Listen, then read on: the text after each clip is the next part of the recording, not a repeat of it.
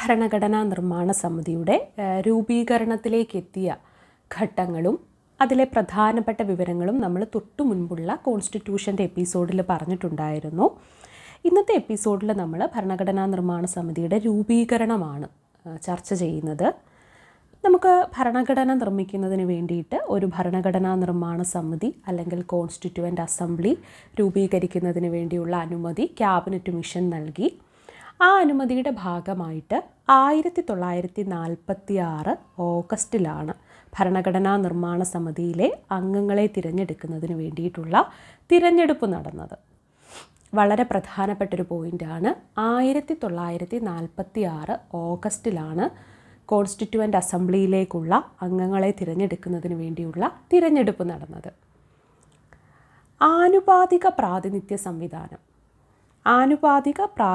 സംവിധാനത്തിലൂടെയാണ് ഇതിലേക്കുള്ള അംഗങ്ങളെ തിരഞ്ഞെടുത്തത്. ആനുപാതിക പ്രാതിനിധ്യ സംവിധാനത്തിലൂടെയാണ്. അവിടെ നമ്മൾ മനസ്സിലാക്കേണ്ട ഒരു കാര്യം, എല്ലാ അംഗങ്ങളെയും കോൺസ്റ്റിറ്റ്യൂവൻ്റ് അസംബ്ലിയിലെ എല്ലാ അംഗങ്ങളെയും തിരഞ്ഞെടുപ്പിലൂടെയല്ല തിരഞ്ഞെടുത്തത്. നോമിനേറ്റ് ചെയ്യപ്പെട്ട അംഗങ്ങളുമുണ്ട്, അത് നമ്മൾ ഡീറ്റെയിൽ ആയിട്ട് പറയും. പക്ഷേ തിരഞ്ഞെടുപ്പിലൂടെ തിരഞ്ഞെടുത്ത അംഗങ്ങളെ ആനുപാതിക പ്രാതിനിധ്യ സംവിധാനത്തിലൂടെയാണ് എന്ത് ചെയ്തത്, തിരഞ്ഞെടുത്തത്. Proportional representation. അതിന് പ്രകാരം 10 ലക്ഷം പേർക്ക് ഒരാൾ എന്ന അനുപാതത്തിലാണ് ഇങ്ങനെയാണ് ആൾക്കാരെ അതിലേക്ക് വേണ്ടി തിരഞ്ഞെടുത്തത്. ഇനി മനസ്സിലാക്കേണ്ട ഒരു കാര്യമുണ്ട്. കോൺസ്റ്റിറ്റ്യൂവൻ്റ് അസംബ്ലിയിലെ അംഗങ്ങളെ സംവരണത്തിലൂടെ തിരഞ്ഞെടുത്തു. സംവരണത്തിലൂടെ എങ്ങനെയാണെന്ന് നോക്കിയാൽ മുസ്ലിങ്ങളുടെ പ്രതിനിധികളുണ്ട്, സിഖ് പ്രതിനിധികളുണ്ട്, പിന്നീട് ജനറൽ വിഭാഗത്തിൽപ്പെട്ടവർ. അങ്ങനെ 3 കാറ്റഗറി ആയിട്ടായിരുന്നു സംവരണം ചെയ്യപ്പെട്ടിട്ടുണ്ടായിരുന്നത്. അതുപോലെ കോൺസ്റ്റിറ്റ്യൂവൻ്റ് അസംബ്ലിയിൽ പാർട്ടി ബേസിൽ അംഗങ്ങൾ എത്രയായിരുന്നു എന്ന് നോക്കിയാൽ കോൺഗ്രസ് പാർട്ടിയിൽ നിന്ന് 208 പേരാണ് ഉണ്ടായിരുന്നത്, മുസ്ലിം ലീഗിൽ നിന്ന് 73 പേരും മറ്റു പാർട്ടികളിൽ നിന്നെല്ലാം കൂടി 15 അംഗങ്ങളുമായിരുന്നു ഉണ്ടായിരുന്നത്. ആകെ കോൺസ്റ്റിറ്റ്യൂവൻ്റ് അസംബ്ലിയിൽ 389 അംഗങ്ങളാണ് ഉണ്ടായിരുന്നത്. 389 അംഗങ്ങളാണ്. ഈ അംഗങ്ങളിൽ ബ്രിട്ടീഷ് പ്രവിശ്യയിൽ നിന്ന് 296 പേരും നാട്ടുരാജ്യങ്ങളിൽ നിന്ന് 93 പേരുമാണ്. ഞാൻ കുറച്ച് മുൻപ് പറഞ്ഞിരുന്നു, എല്ലാ അംഗങ്ങളെയും തിരഞ്ഞെടുപ്പിലൂടെ തിരഞ്ഞെടുത്തതല്ല, നോമിനേറ്റ് ചെയ്യപ്പെട്ട അംഗങ്ങളും ഉണ്ടായിരുന്നു എന്ന്. നാട്ടുരാജ്യങ്ങളിൽ നിന്നുള്ള ഈ 93 പേരെയും എങ്ങനെയാണ് നോമിനേറ്റ് ചെയ്യപ്പെട്ട അംഗങ്ങളാണ് നാട്ടുരാജ്യങ്ങളിൽ നിന്നുള്ള 93 പേരും. ബ്രിട്ടീഷ് പ്രവിശ്യയിൽ നിന്നാണ് മൊത്തത്തിൽ 296 അംഗങ്ങളെ തിരഞ്ഞെടുത്തത്. അപ്പോൾ നമുക്ക് ഇത്രയും കാര്യങ്ങളൊന്നും കൂടി നോക്കാം. ഭരണഘടനാ നിർമ്മാണ സമിതിയുടെ രൂപീകരണത്തിനായി അതിലെ അംഗങ്ങളെ തിരഞ്ഞെടുക്കുന്നതിന് വേണ്ടിയുള്ള തിരഞ്ഞെടുപ്പ് നടന്നത് 1946 ഓഗസ്റ്റിലാണ്. ആനുപാതിക പ്രാതിനിധ്യ സംവിധാനം പ്രൊപ്പോർഷണൽ റെപ്രസെൻറ്റേഷൻ അനുസരിച്ചാണ് അതിലെ അംഗങ്ങളെ തിരഞ്ഞെടുത്തത്. 10 ലക്ഷം പേർക്ക് ഒരാൾ എന്ന അനുപാതത്തിലാണ് നടന്നത്. കോൺസ്റ്റിറ്റ്യൂവൻ്റ് അസംബ്ലിയിലെ അംഗങ്ങളിൽ സംവരണ അടിസ്ഥാനത്തിൽ മുസ്ലിങ്ങൾ, സിഖുകാർ, ജനറൽ ഇങ്ങനെയുള്ള സംവരണമായിരുന്നു അതിൽ നിലനിന്നിട്ടുണ്ടായിരുന്നത്.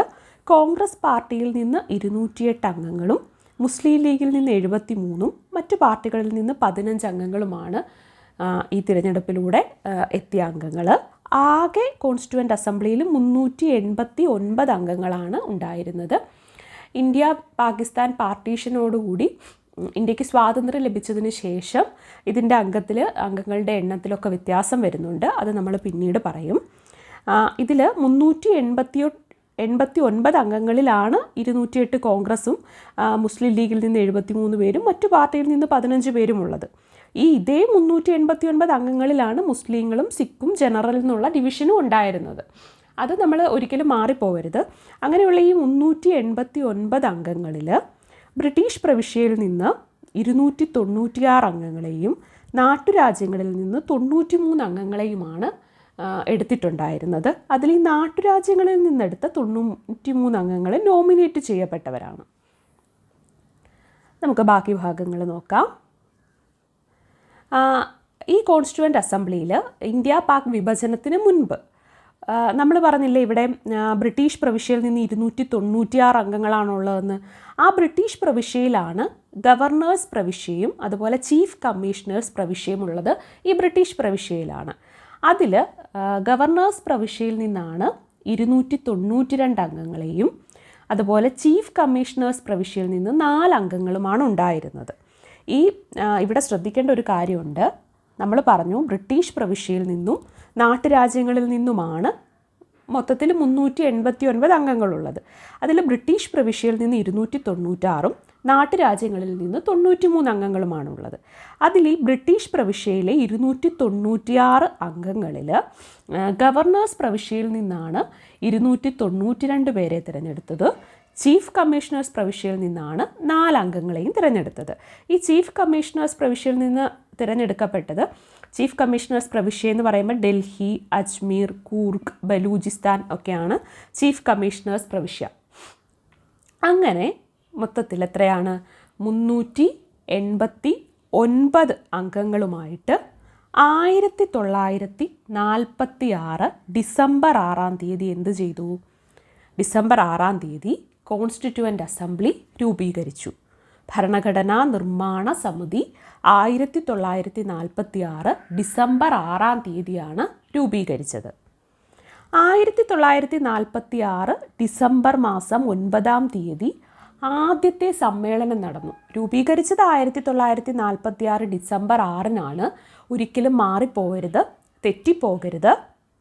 1946 ഡിസംബർ 6-ാം തീയതി കോൺസ്റ്റിറ്റ്യൂവൻ്റ് അസംബ്ലി രൂപീകരിച്ചു. 1946 ഡിസംബർ 9-ാം തീയതി ആദ്യ സമ്മേളനം നടന്നു. ഡൽഹിയിൽ വച്ചാണ് ആദ്യത്തെ സമ്മേളനം നടന്നത്. ഈ സമ്മേളനത്തിൽ 207 അംഗങ്ങളാണ് കേട്ടോ പങ്കെടുത്തത്. 389 അംഗങ്ങളുണ്ട്. അതിൽ പക്ഷേ 207 അംഗങ്ങളാണ് പങ്കെടുത്തത്. മുസ്ലിം ലീഗ് ഇതിൽ നിന്ന് വിട്ടുനിന്നു. മറ്റ് ചില അംഗങ്ങൾക്കും എത്താൻ സാധിച്ചില്ല. അങ്ങനെ 207 അംഗങ്ങളാണ് ഇതിൽ പങ്കെടുത്തത്. ഇങ്ങനെ ഉണ്ടായ ആദ്യത്തെ സമ്മേളനത്തെ അഭിസംബോധന ചെയ്ത് സംസാരിച്ചത് JB കൃപലാനിയാണ്. JB കൃപലാനി ആരാണെന്ന് നമുക്കറിയാം. ഇന്ത്യക്ക് സ്വാതന്ത്ര്യം ലഭിച്ച സമയത്ത് ഇന്ത്യൻ നാഷണൽ കോൺഗ്രസിൻ്റെ പ്രസിഡൻ്റ് ആയിരുന്നത് JB കൃപലാനിയാണ്. അങ്ങനെ കോൺസ്റ്റിറ്റ്യൂവൻ്റ് അസംബ്ലിയുടെ ആദ്യത്തെ സമ്മേളനം 1946 ഡിസംബർ 9-ാം തീയതി ഡൽഹിയിൽ വച്ച് നടന്ന ആദ്യത്തെ സമ്മേളനത്തെ അഭിസംബോധന ചെയ്ത് സംസാരിച്ചത് JB കൃപലാനിയാണ്. ഈ ആദ്യ സമ്മേളനത്തിൻ്റെ അധ്യക്ഷൻ സച്ചിദാനന്ദ സിൻഹയാണ്. ആരാണ്? ആദ്യത്തെ സമ്മേളനത്തിൻ്റെ അധ്യക്ഷൻ സച്ചിദാനന്ദ സിൻഹയാണ്. അദ്ദേഹമാണ് താൽക്കാലിക അധ്യക്ഷനും. ആദ്യത്തെ ആ സമ്മേളനത്തിൻ്റെ അധ്യക്ഷൻ മാത്രമാണ് അദ്ദേഹം, സ്ഥിര അധ്യക്ഷനല്ല. ആദ്യത്തെ അധ്യക്ഷൻ അല്ലെങ്കിൽ താൽക്കാലിക അധ്യക്ഷനാണ് സച്ചിദാനന്ദ സിൻഹ. ആ സമയത്ത് ഒരു ഉപാധ്യക്ഷനും താൽക്കാലികമായിട്ട് ഒരു ഉപാധ്യക്ഷനെയും തിരഞ്ഞെടുത്തു. അതാണ് ഫ്രാങ്ക് ആൻ്റണി.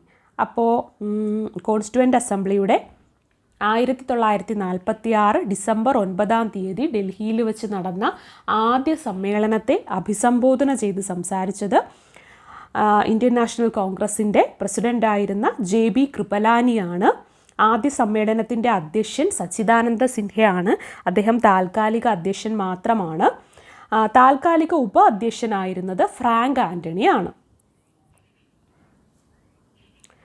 അങ്ങനെ 1946 ഡിസംബർ 11-ാം തീയതിയിലെ സമ്മേളനത്തിൽ സ്ഥിര അധ്യക്ഷനെ തിരഞ്ഞെടുത്തു. 1946 ഡിസംബർ 11-നാണ് കോൺസ്റ്റിറ്റ്യൂവൻ്റ് അസംബ്ലിയുടെ സ്ഥിര അധ്യക്ഷനെ തിരഞ്ഞെടുത്തത്. കോൺസ്റ്റിറ്റ്യൂഷൻ രൂപീകരിക്കുന്നത് വരെയുമുള്ള അധ്യക്ഷൻ ഡോക്ടർ രാജേന്ദ്ര പ്രസാദ് തന്നെയായിരുന്നു. അപ്പോൾ കോൺസ്റ്റിറ്റ്യൂവൻ്റ് അസംബ്ലിയുടെ സ്ഥിര അധ്യക്ഷൻ ആരായിരുന്നു? ഡോക്ടർ രാജേന്ദ്ര പ്രസാദാണ്. അദ്ദേഹത്തെ തിരഞ്ഞെടുത്തത് 1946 ഡിസംബർ 11-ാം തീയതിയാണ് സ്ഥിര അധ്യക്ഷനെ തിരഞ്ഞെടുത്തത്. സ്ഥിര അധ്യക്ഷൻ ഡോക്ടർ രാജേന്ദ്ര പ്രസാദാണ്. സ്ഥിരമായിട്ടുള്ള അത് കഴിഞ്ഞ് തിരഞ്ഞെടുത്ത ഉപ അധ്യക്ഷൻ എന്ന് പറയുന്നത് HC മുഖർജിയാണ്. പിന്നീട് ഉപ അധ്യക്ഷനായിട്ട് VT കൃഷ്ണമാചാരിയും വന്നിട്ടുണ്ടായിരുന്നു. അപ്പോൾ കോൺസ്റ്റിറ്റ്യൂവൻ്റ് അസംബ്ലിയുടെ ഉപ അധ്യക്ഷന്മാരായിരുന്നവർ ആരൊക്കെയെന്ന് ചോദിച്ചാൽ HC മുഖർജിയും ഉപാധ്യക്ഷനായിട്ടുണ്ടായിരുന്നു. അതുപോലെ VT കൃഷ്ണമാചാരിയെയും പിന്നീട് ഉപാധ്യക്ഷനായിട്ട് തിരഞ്ഞെടുത്തിട്ടുണ്ടായിരുന്നു. അതുപോലെ ഈ കോൺസ്റ്റിറ്റ്യൂവൻ്റ് അസംബ്ലിയുടെ നിയമ ഉപദേഷ്ടാവായിരുന്നത് B നാഗേന്ദ്ര റാവു ആണ്. അദ്ദേഹത്തെ നിയമ ഉപദേഷ്ടാവായിട്ട് തിരഞ്ഞെടുത്തത് B നാഗേന്ദ്ര റാവുവിനെയാണ്. B നാഗേന്ദ്ര റാവു അല്ലെങ്കിൽ BN റാവു എന്ന് പറഞ്ഞാൽ നമുക്കറിയാം, അന്താരാഷ്ട്ര നീതിന്യായ കോടതിയിൽ ജഡ്ജായിട്ടുള്ള ആദ്യത്തെ ഇന്ത്യക്കാരനാണ് ആര്?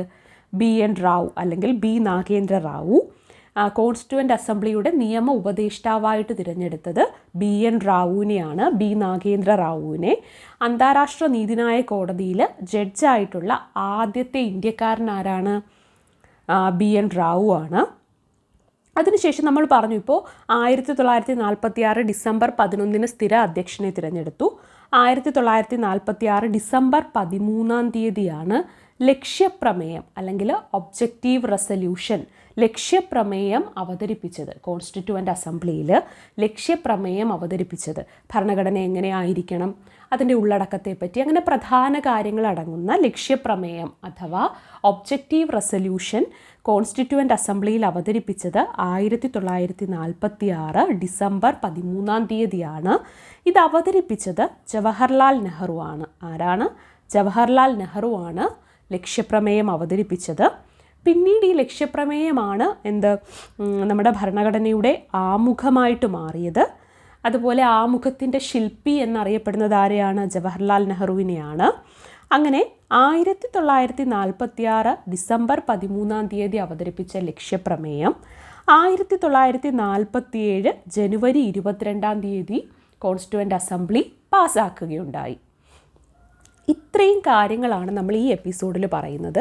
ഇതുകൊണ്ടും കഴിഞ്ഞിട്ടില്ല. ഇനി കോൺസ്റ്റിറ്റ്യൂവൻ്റ് അസംബ്ലിയിലെ അംഗങ്ങൾ ആരൊക്കെയായിരുന്നു, പാർട്ടീഷന് ശേഷമുള്ള അംഗങ്ങൾ എത്രയാണ്, അതിൽ എത്ര വനിതകളുണ്ടായിരുന്നു, ഓരോ അംഗങ്ങളുടെയും പ്രത്യേകതകൾ എന്തൊക്കെയാണ്, അങ്ങനെയുള്ള കാര്യങ്ങൾ ഉൾപ്പെടുത്തിക്കൊണ്ടാണ് അടുത്ത എപ്പിസോഡ് വരാൻ പോകുന്നത്. അതുപോലെ തന്നെ കോൺസ്റ്റിറ്റ്യൂഷൻ്റെ അടുത്ത എപ്പിസോഡ് അങ്ങനെയായിരിക്കും. അതുപോലെ തന്നെ അവിടെ കൊണ്ട് നമുക്ക് കഴിയുന്നില്ല. കോൺസ്റ്റിറ്റ്യൂവൻ്റ് അസംബ്ലിയുടെ ഒരുപാട് ഫീച്ചേഴ്സ് നമുക്ക് പറയാനുണ്ട്. അതിനുശേഷമാണ് കോൺസ്റ്റിറ്റ്യൂഷനിലേക്ക് എത്തുന്നത്. ഭരണഘടന രൂപീകരിച്ചതിന് ശേഷമുള്ള കാര്യങ്ങളുമുണ്ട്. അപ്പം നമ്മളെല്ലാം കൂടി ഒന്നിച്ച് പറയുകയാണെങ്കിൽ നിങ്ങൾക്കത് മാറിപ്പോവാനും ബോറടിക്കാനും ഒക്കെ ഉള്ള സാധ്യതയുള്ളത് കൊണ്ടാണ് നമ്മൾ ചുരുക്കി എന്നാൽ ഓരോ എപ്പിസോഡിലും പരമാവധി PSC ചോദിച്ചിട്ടുള്ള എല്ലാ ചോദ്യങ്ങളെയും ഉൾപ്പെടുത്തിക്കൊണ്ട് റാങ്ക് മേക്കിംഗ് എന്ന ലക്ഷ്യത്തോടു കൂടി നമ്മൾ ഓരോ എപ്പിസോഡും തയ്യാറാക്കുന്നത്. അപ്പോൾ ഇന്നത്തെ എപ്പിസോഡിലെ എല്ലാ കാര്യങ്ങളും നല്ല രീതിയിൽ മനസ്സിലാക്കുക. ഇന്നത്തെ എപ്പിസോഡിൽ പറഞ്ഞ കാര്യങ്ങളെല്ലാം ഞാൻ ഒന്നുകൂടി പറയാം. 1946 ഓഗസ്റ്റിലാണ് ഭരണഘടനാ നിർമ്മാണ സമിതിയിലെ അംഗങ്ങൾക്കായിട്ടുള്ള തിരഞ്ഞെടുപ്പ് നടന്നത്. ആനുപാതിക പ്രാതിനിധ്യ സംവിധാനമാണ് തിരഞ്ഞെടുപ്പിന് വേണ്ടി ഉപയോഗിച്ചത്.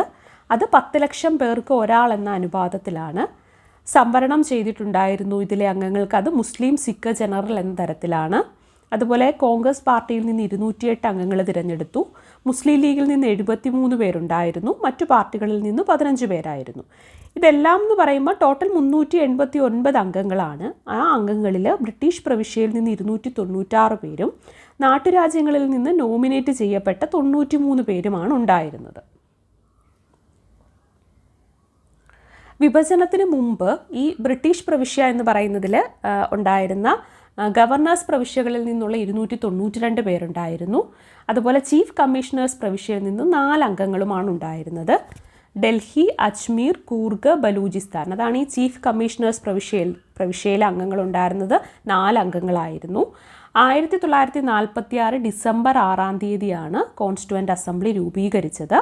1946 ഡിസംബർ 9 ഡൽഹിയിൽ വെച്ച് ആദ്യത്തെ സമ്മേളനം നടന്നു.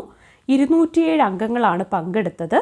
ആദ്യ സമ്മേളനത്തെ അഭിസംബോധന ചെയ്ത് സംസാരിച്ചത് JB കൃപലാനിയാണ്. അദ്ദേഹമാണ് ഇന്ത്യക്ക് സ്വാതന്ത്ര്യം ലഭിച്ച സമയത്തെ ഇന്ത്യൻ നാഷണൽ കോൺഗ്രസിൻ്റെ പ്രസിഡൻറ്റ്. ആദ്യ സമ്മേളനത്തിൻ്റെ അധ്യക്ഷൻ അല്ലെങ്കിൽ താൽക്കാലിക അധ്യക്ഷൻ സച്ചിദാനന്ദ സിൻഹയാണ്. താൽക്കാലിക ഉപാധ്യക്ഷൻ ഫ്രാങ്ക് ആൻ്റണി ആയിരുന്നു. പിന്നീട് 1946 ഡിസംബർ 11 സ്ഥിര അധ്യക്ഷനെ തിരഞ്ഞെടുത്തു. ഡോക്ടർ രാജേന്ദ്ര പ്രസാദാണ് കോൺസ്റ്റിറ്റ്യൂവൻ്റ് അസംബ്ലിയുടെ സ്ഥിര അധ്യക്ഷൻ. ഉപാധ്യക്ഷനായിട്ട് HC മുഖർജിയെ തിരഞ്ഞെടുത്തു. പിന്നീട് ഉപാധ്യക്ഷനായിട്ട് VT കൃഷ്ണമാചാര്യയും തിരഞ്ഞെടുത്തിട്ടുണ്ട്.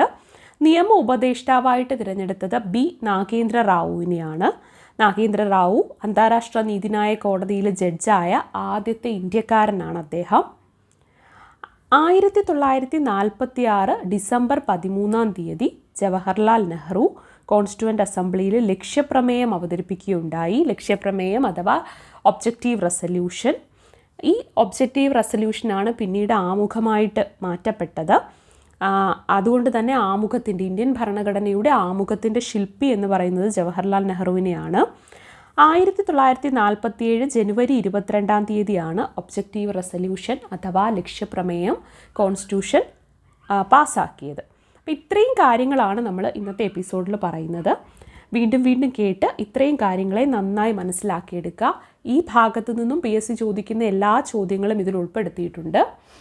ഈ എപ്പിസോഡ് കേൾക്കുന്നതിന് മുൻപായിട്ട് തൊട്ട് മുൻപുള്ള എപ്പിസോഡ് കോൺസ്റ്റിറ്റ്യൂഷൻ്റെ കേട്ടിട്ടില്ലെങ്കിൽ ആ എപ്പിസോഡൊന്ന് കേൾക്കുക. അത് കേട്ടതിന് ശേഷം ഈ എപ്പിസോഡ് കേൾക്കുക. അപ്പോൾ നിങ്ങൾക്കതിൻ്റെ കണ്ടിന്യൂറ്റി നഷ്ടമാകാതിരിക്കും. കൂടുതൽ ഇൻഫർമേറ്റീവായിട്ടുള്ള വിവരങ്ങളുമായിട്ട് നമുക്ക് മറ്റൊരു എപ്പിസോഡിൽ കാണാം.